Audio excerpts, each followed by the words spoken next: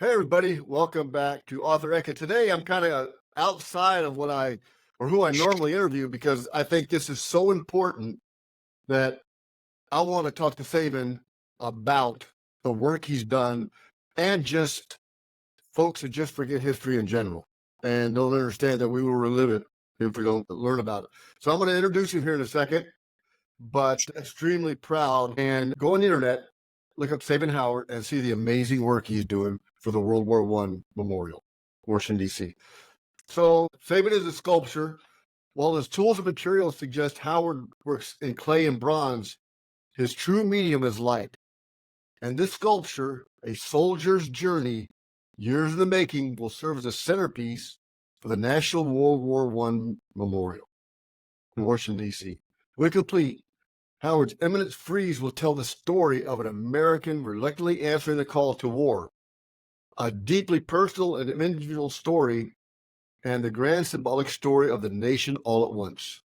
Across 5 scenes and 38 larger-than-life-sized human figures, it will be nearly 60 feet long, 10 feet high, and it will become the greatest bronze memorial of the modern age.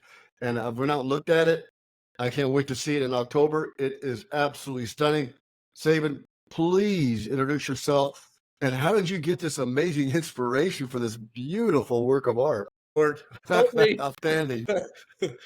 This was the biggest challenge of my life because first we had to win it. So first we entered this competition back in 2015, 360 global teams, flying competition. And my partner is a 25-year-old architect, Joseph Weishar, who's an architect in training. But I had a light bulb that we were going to win. Edwin Fountain, who was one of the members of the commission, the Centennial Commission, they were the governing body that had done all the legislation in Congress to get this enacted, really liked the Shrady Memorial in front of the Capitol. And that is one of those sculptures that I would say it's the best sculpture in the United States. So I win the competition, and this is not just out of the blue. I've been for 40 years in the dark in East Harlem and South Bronx. I've worked with life models for about 70,000 hours because you do Oh, wow. 2,000 hours per year. It's 35 years. And I work traditionally. I studied in Italy. I am half Italian. I grew up in Italy and I speak Italian. I'm bicultural. And so I had this idea that, okay, we got to play forward Western civilization in the art of Michelangelo, Leonardo, and Raphael. And so I was coming to the project already with the sense that there's a sacredness to art. And I'm just so grateful that I got this project and that now I can open the door and we can start something that talks about like this American Renaissance cultural revolution. And there's so this is the ideal project because it speaks about soldiers and soldiers what they did 100 years ago. But hold on a minute, this is also about soldiers today because this is the soldiers. Mhm. I agree. It's absolutely amazing. And because it depicts these different scenes, not only soldiers, but wives and the people that participated in that, because it's just always not about the soldiers, it's about the home front at the same time. And you're right. The U.S. was reluctant to get into World War I. They thought it was a European thing. Yeah. And when those soldiers left from all the different camps along the Mexican border and Kansas and went out of New Jersey in 1916, June, they were the first Americans ever to go to fight a war in Europe. And at that time, probably 90 or maybe 100% of them were volunteers. We had a very small army. There were no divisions. Farmers. Yeah, farmers. Yeah, Farmers. they didn't know military stuff, and yet they went and fought the first war of modern warfare. That is a very good point. The sculpture harkens back to a moment in history. There's almost like this line demarcated in the sand where because of the war in Europe, you have 22 million, approximately 22 million people decimated, and villages, families, towns, culture are transformed. You go from this idea of a divine order and the Victorian era and a sense of organization of the universe. And now all of a sudden, it's like, if that is true, how did God allow this to happen? And we move into the modern era, and thus the art changes because the art's a representation of the real world. Art and Mhm. culture, they are always showing what's going on in real life. And this thing just changes, and you go to nihilism and chaos, and there's no sense of organization. It's just the end of the Renaissance in a way, and the beginning of Sartre and Camus, nihilists coming out of France, that talk about your life begins and then there's a death and that's it. There is no continuation. It's a very pessimistic view that's the modern Yes. era that's continued to this moment. And I find it super ironic that Right. I'm making a memorial about a war 100 years ago. And now all of a sudden, I'm using the same form, the same aesthetic to tell the message of what the world was once before 1918. Yeah, you figure those countries, Germany, France, Italy, Belgium, Austrian-Hungarian Empire, all these folks at that time were the most modern civilization and the most aristocratic and the most refined civilizations in the world. And then this barbaric nature of World War I was just amazing when they had, the first use of the machine gun, accurate artillery, airplanes, gas, it was just and then trench warfare where they were fighting, over the years, they hadn't moved, but maybe 100 feet, and you thought those were the most, countries that were the most refined. And we look at it today, in Ukraine, they're fighting trench warfare again. Yes, it's a continuation. It's the war to end all wars that kicks off the war that never ends, the Right. never-ending wars with no ending. And Mhm. I am very anti-war. I am very pro-military. I learned a tremendous amount making this project because I went to the source. I went and got veterans to be my models. And those veterans came from all the branches: Army Rangers, Navy SEALs, Marines. And so, I didn't hit the Air Force. Sorry, guys, but I learned so much, and the biggest takeaway for me is to be in service of is the biggest thing that you can do in terms of engagement with community. And I'm going to define what the word sacred means. The word sacred is to belong to something bigger than yourself. And so my art belongs to something bigger than myself, unlike a whole range of things. But the biggest thing is about human beings. I belong to the service of human beings, and soldiers are humans, and they have all the emotions that we carry in the civilian world, except it's ratcheted up to a 10, and they have to deal with that, and then they got to re-enter into the real world after that. And I took that into consideration, especially at the later half, the last half of the piece, which is about 30 feet.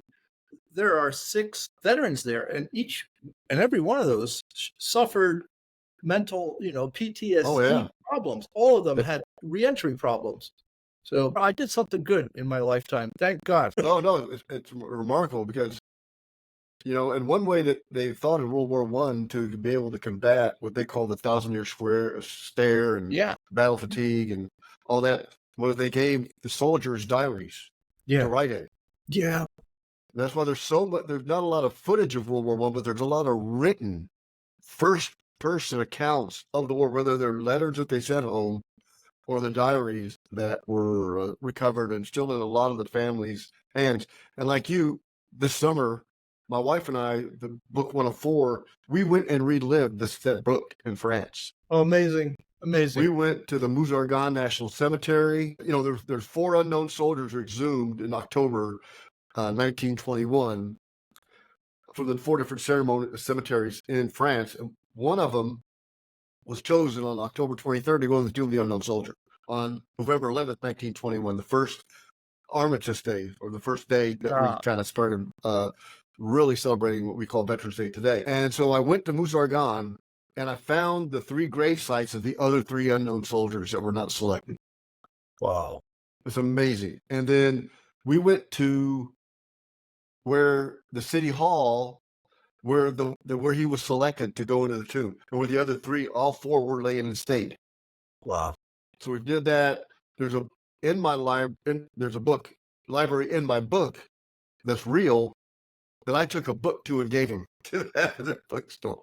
Wow. So, but and we talked a little earlier. The one reason why I wanted to get you on here, this beautiful work, and it really neat. People cannot forget World War One. It's 100 and some years ago, but we can't remember because we're living through the ramifications of it right now with the geopolitical boundaries that were created after World War One. Yeah. And that I was at a book signing, and a young individual had been in their early 20s. I started talking about the book. He didn't know what the Tomb of the Unknown Soldier was. He didn't know what Arlington National Cemetery was. I was absolutely flabbergasted. I had to give him a quick history lesson. So, but when you look at that sculpture that you did, you go from left to right. It's very moving because everybody's moving forward, right? There's nobody going back. They're charging ahead because they don't know what's in front of them. Yeah. There's I can tell the audience the story pretty quickly if you want. Yes. It's based on the idea of a hero's journey, which is the story that all of humanity has shared throughout the ages, throughout the cultures of the throughout the locations of the world. It exists all over. So everybody, this is a universal story that is easily understood. And I came upon it. I just stumbled upon it. I didn't know. My wife, who's a novelist, told me. And I stumbled upon it because it is our story of humanity. And so that I started with the home front and the family. So you have an initial scene with the mom, the wife, and the soldier and the dad, and the allegory of the United States is kneeling, handing his daughter his helmet.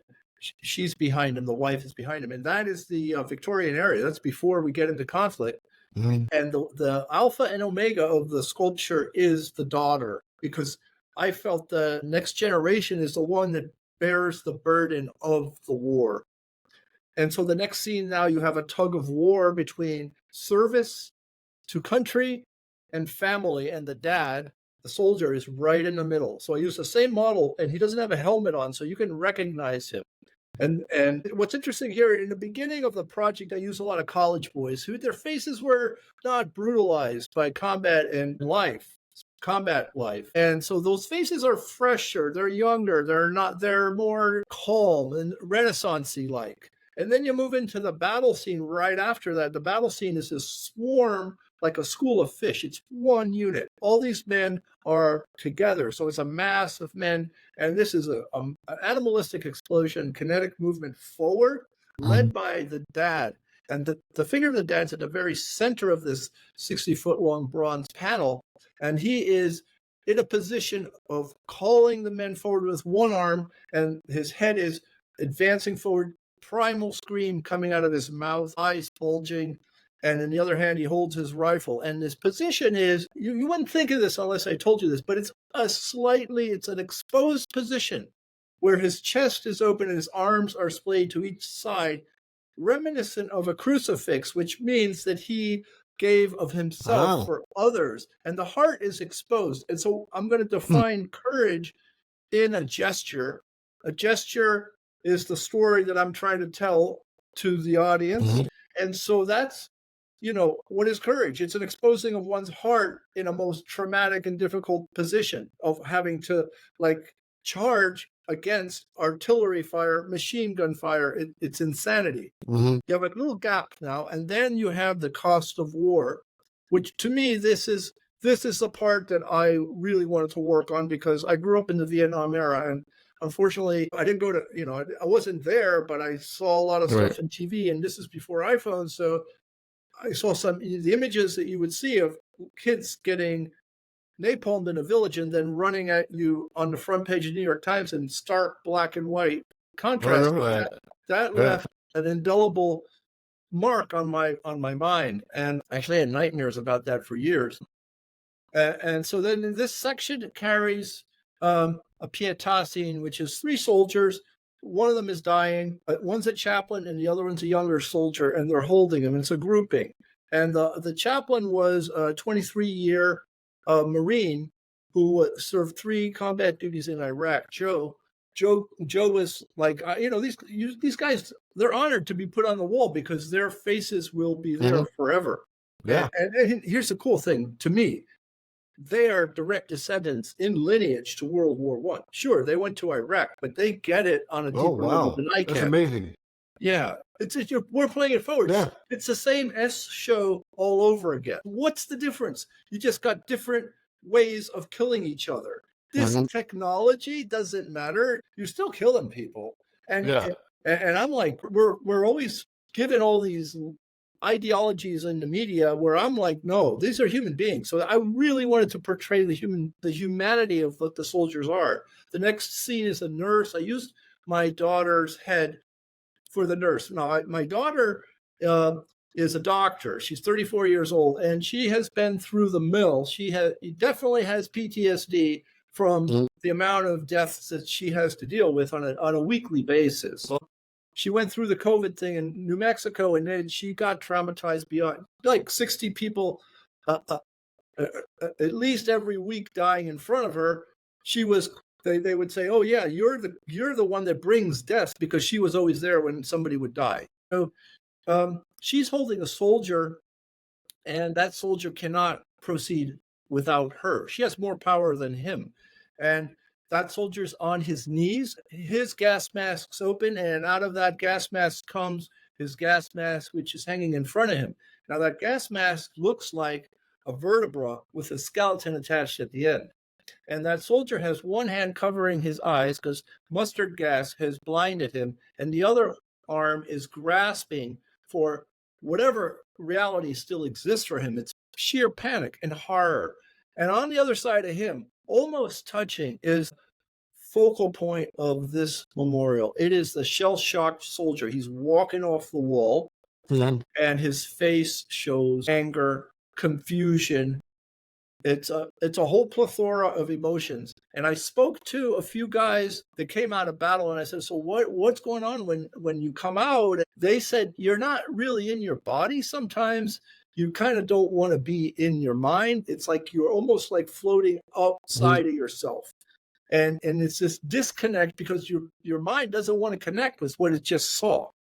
Right. And I wasn't there, but I got to find out what it's like. And I sat with these guys because one guy worked for me for 2.5 years. Ricky Zambrano's a Marine, Afghanistan, 7 months combat duty, 7 years in the Marines. And he came to work for me for 2.5 years. I used his body for that soldier. And for the head, I used Chris, who's an Army Ranger who also was in Iraq. A lot of clearing of rooms, a lot of hand-to-hand combat stuff, pretty incredible stuff that I learned from them.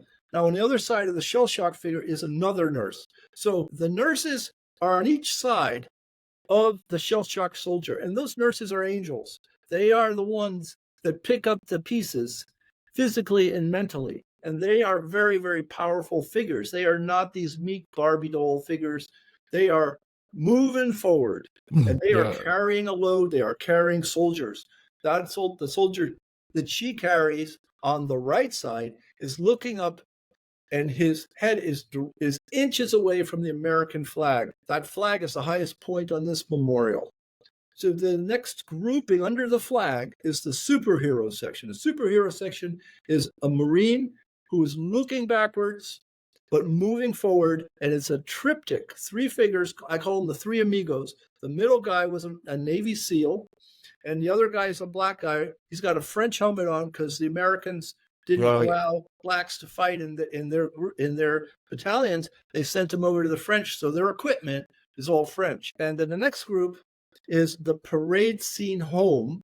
And the parade scene, you have a guy carrying a flag, and that flag is going on a diagonal backwards over the superhero section. And there's I have a Ranger, a Marine, and a woman in a Salvation Army uniform there. And so this is like an allegory here. America is no longer the agrarian nation that it once was. It's now an industrial superpower, or at least moving in that direction. It's the birth of our nation on a whole nother plane. And now you're going to get to the final scene. Last figure, the daughter. By the way, that daughter is my daughter, and I worked on that sculpture, the big picture, the monument sculpting for 4.5 years. So she's much younger in the beginning and much older. Oh, wow, that's interesting. And the uniform that she's wearing, it's not a uniform, it's a dress. I was in New Zealand where I made the 10-foot model for this at a workshop we actually made that dress in-house. That dress came from a template from 1917. And she now fills out the dress and she's small. The dad's looking down on her. He's handing her the helmet, and her neck is craned down. And there's like a lot of weight on her neck. You're seeing her in profile. That's the load she's carrying. And she's looking into the helmet. The helmet is now reversed. So she's looking inside. In the beginning, you can't see inside the helmet. Pandora's box is now open. She looks in the helmet. She divines the future.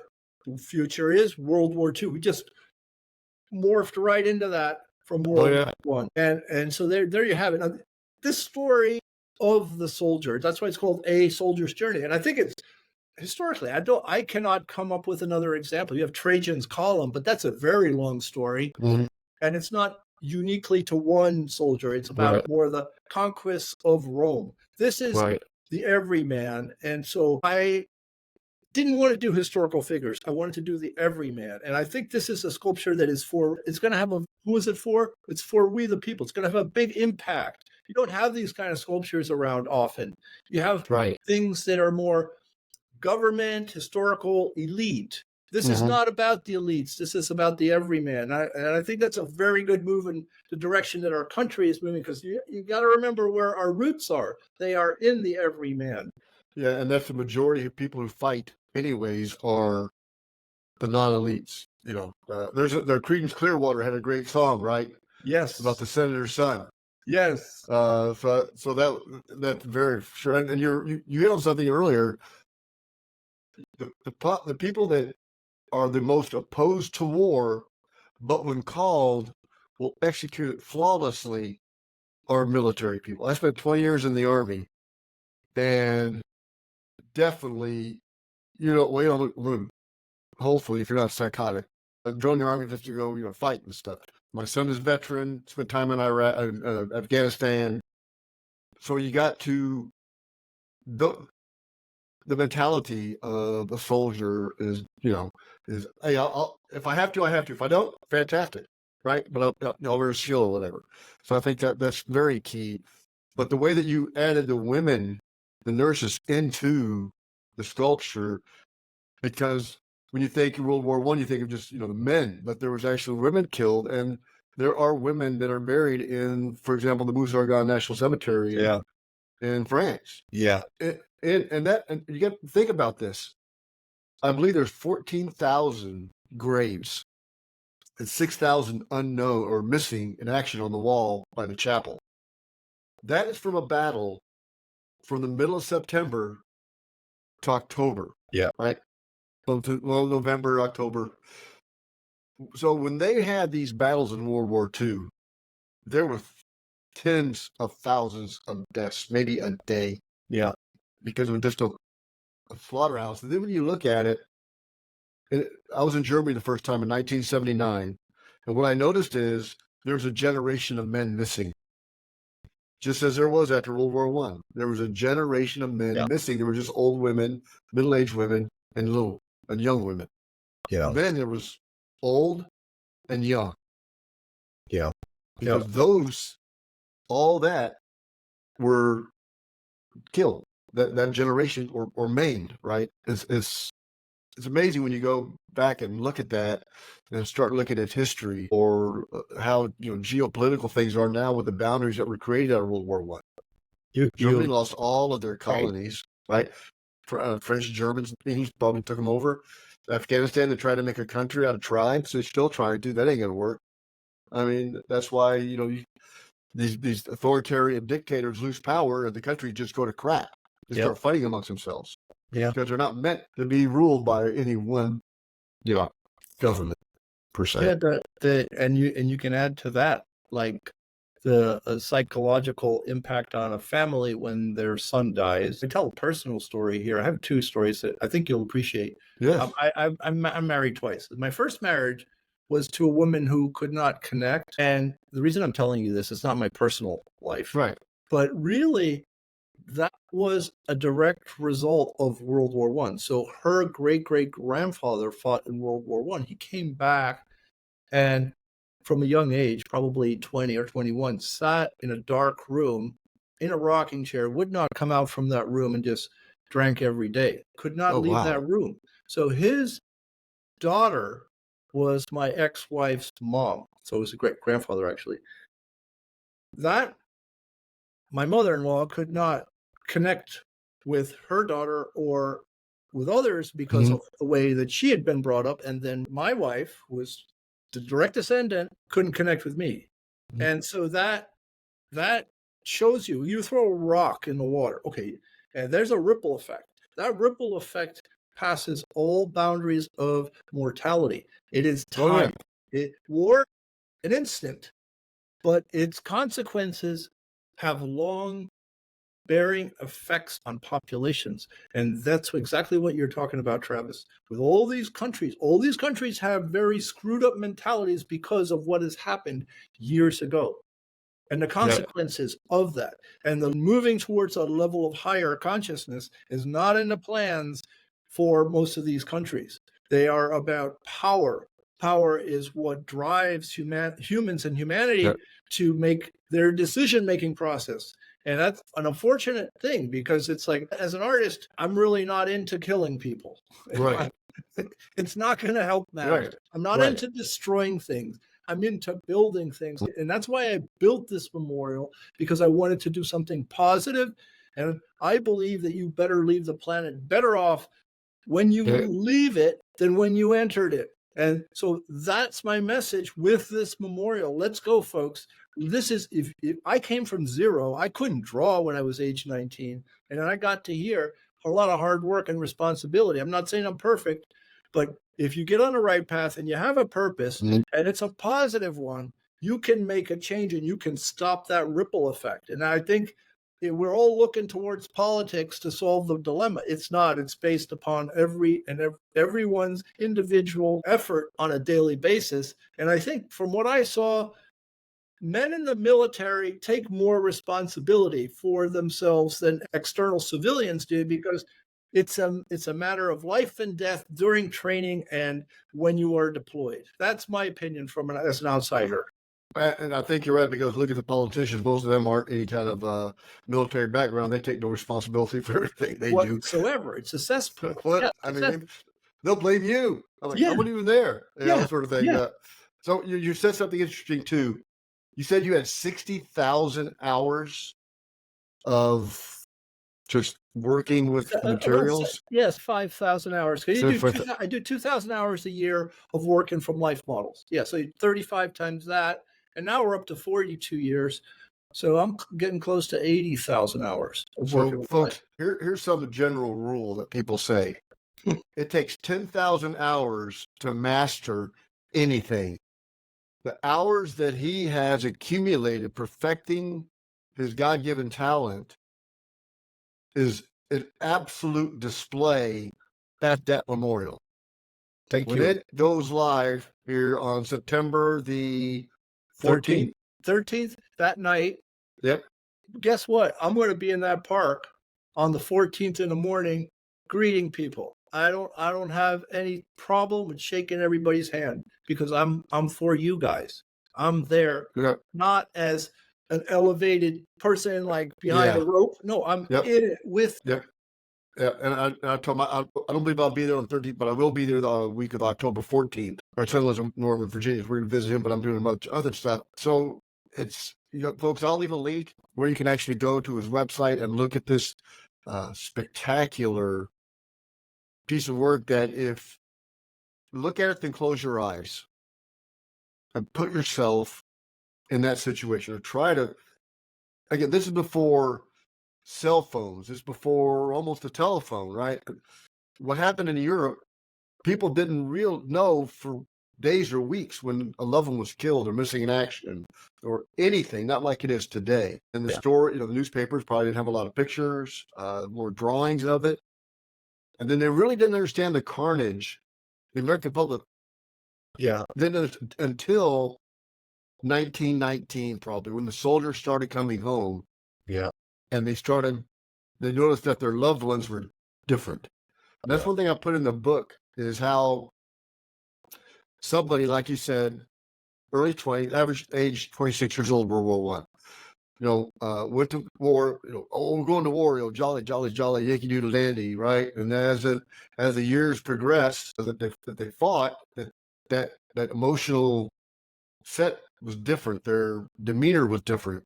The Yeah. things they thought were important were different. I've got a scene in the book where he's at the latter part. He's walking to service that they're having in the woods, and he stands there and looks at a tree, and a leaf is falling, and he looks at the leaf the entire time going down, all the way to the ground. And the soldiers that he's with, who's new, who hasn't seen the combat he's seen, he asks him, he says, "What are you doing?" He goes, "I'm living." Yeah. Then as he walks back, he picks up a leaf and puts it in his pocket. Yeah. I get that. That and then people didn't realize until they got home, oh, what happened. Yeah. So it's amazing. I get it on I was raised by my grandfather who was Italian, and he was in World War II. He was an engineer. I'm telling you the story because it's very related to what you were telling me. They sent him to Libya in Africa to fight the British, and there's this huge battle. He's captured, POW.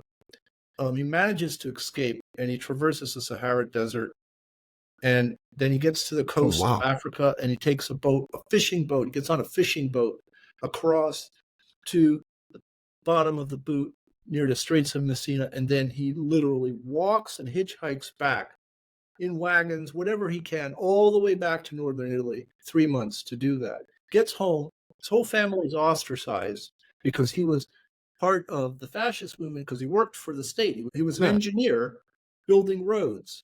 And so then he's pardoned after, a bit of starvation that my mother and uncle and grandmother in. He's like getting fish out of the River Po with a paddle to feed them. Mhm. And then he's pardoned and he goes back to work for the city. But that's the man that raised me.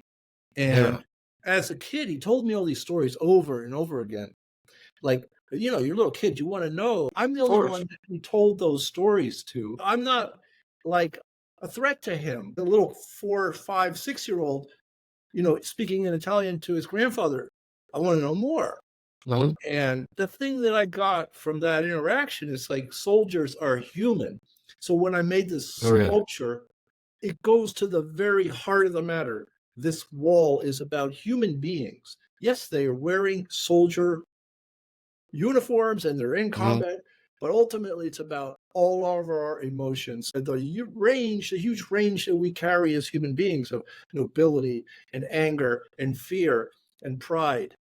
And that's what's on the wall. And I think that this is different than what you've seen before because I made something that's very humanistic. And it goes because I'm very attached to Western civilization and the great pieces that were done back in the Renaissance.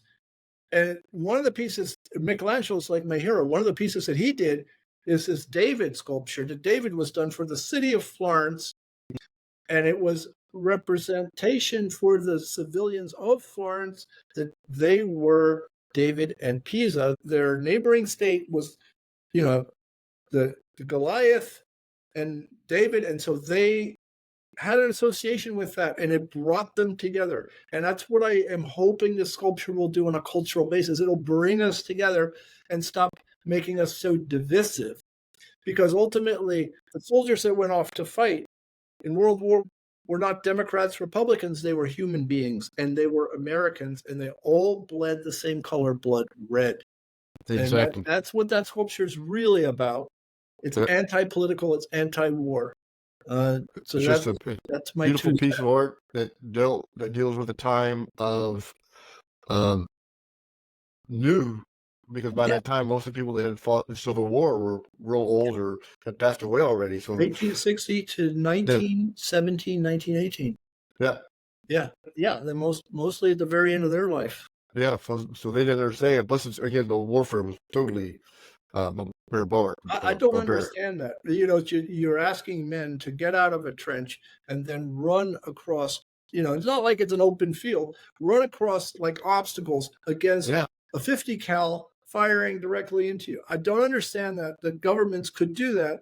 Why is there not a call to the citizens. And why don't citizens make a complaint? Why do we continue to take this nonsense? I mean, it's going on, still going on. Why? Governments use civilians, you know better than I do. We're all assets in the military. So depending on your training, that's how much they're going to pay attention to you. The more money they put into your training, that's how valuable you are. Well, Eisenhower warned us back in the late 50s, early 60s about the military-industrial complex. Yeah. And But what has we changed? forgot. Travis, Yeah. what has changed? Yeah, Has nothing. anything changed? No, we're escalating. We continue to Well, escalate. I'm 65 years old. I mean, I'm so, Is there someone saying, we don't want this? Why are people protesting nonsense like gender stuff? When you got way more serious stuff happening globally? What there's is? way. Yeah, it's I ridiculous.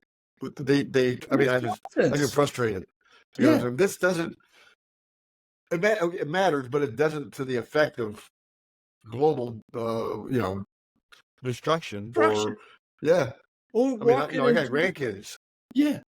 We're walking into World War III right now. We're the closest that I've been in my lifetime, I'm 61, to like actually having the whole planet exhumed, because you got like nobody who wants to like be like Trump and say, stand down, walk away. It's like, no, we got to prove our point. What the hell point are you going to prove when you drop a bomb and you knock out like 1, 2, 3 million people?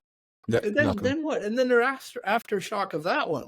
It's like, then we're going to have to rebuild it. We're going to pay for the rebuilding. I mean, I'm paying for the rebuilding. It's crazy. Who's at the rudder? It's like, I don't think there is one. I don't think there is one. We're adrift. Yeah. We're adrift in stupidity. And that gets really thick. Yeah. We're supposed to get in DC, I think. Yeah, this is my answer. And I'm hoping that this becomes a rallying point for a lot of you men and women out there that know the real deal. It's like, I'm not taking this line down. This is my response. This is my challenge. This is my fight against the stupidity of what's going on culturally. Yeah. Well, I agree. I see it all the time. But man, it has been a pleasure meeting you. And Thank you. Folks, this is the first time that we had talked. Oh yeah, we got a lot in common. We got a lot in common. I think it's a generational thing. Yeah, it is. There's a lot to do with it. I don't trust the man. I do not trust the man at all.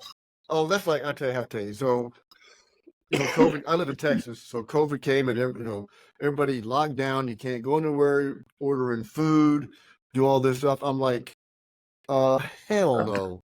I did 180. My wife's German, by the way, so I did 180 degrees, and I started walking. I used to go to the gym all the time, and I just started walking, right? Everything, and I still do, now.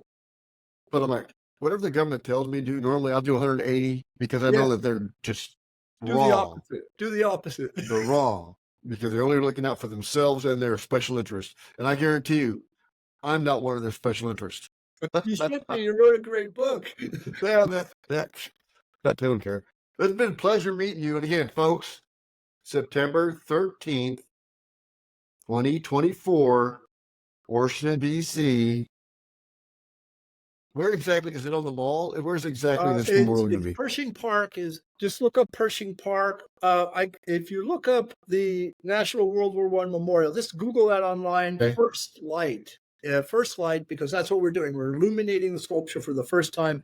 I'm going to talk and I'm going to present it with this light show and music. And there'll be a big jumbo screen in the park right next to it. One of my people that represents me, and I'm really proud of him, is General Flynn. I would love to meet him. He's one of my first people. He's going to sit right next to me. So you know where my head's at. I want to make art great again. And that's my deal on the planet. And I really want to see great art again. And if this country can't do it, then I'm going to do it somewhere else. But this is my deal. And so I really would like people to come. And you can find me just if you go look on X or my website, Sabin Howard, Instagram, Sabin Howard Sculpture. I answer almost everybody that asks me something. Travis asked me to be on his show yesterday. I was like, bingo, I'm on his show today. Yep. It's like, I'm no nonsense. I have integrity here. And I want to meet you guys. I want to talk about this. I want to get us. Yeah, exactly. And my youngest daughter, is an artist. Oh, wow. Wow. If I get that other part of her brain, right? So, yeah, she's an amazing painter and illustrator, and very good with flowers. She has a flower store in Arkansas. It's fantastic. From Fantastic. nothing to making it very, very popular. So again, folks, I'll have all the links to Sabin's everything. Go out and check out this beautiful sculpture. We're in DC. Take the time and stop by and just look at a piece of art. I think you will leave feeling better. Yes. We're failing on so many fronts. Here's one that we didn't fail on. Yep. Exactly. Well, Sabin, I want to thank you very much for taking the time. I know you're busy, but I'm looking forward to meeting you in person one day. We have a lot to talk about. Yes, we do. Yes, we do. Thank you All very right, much. thanks a lot.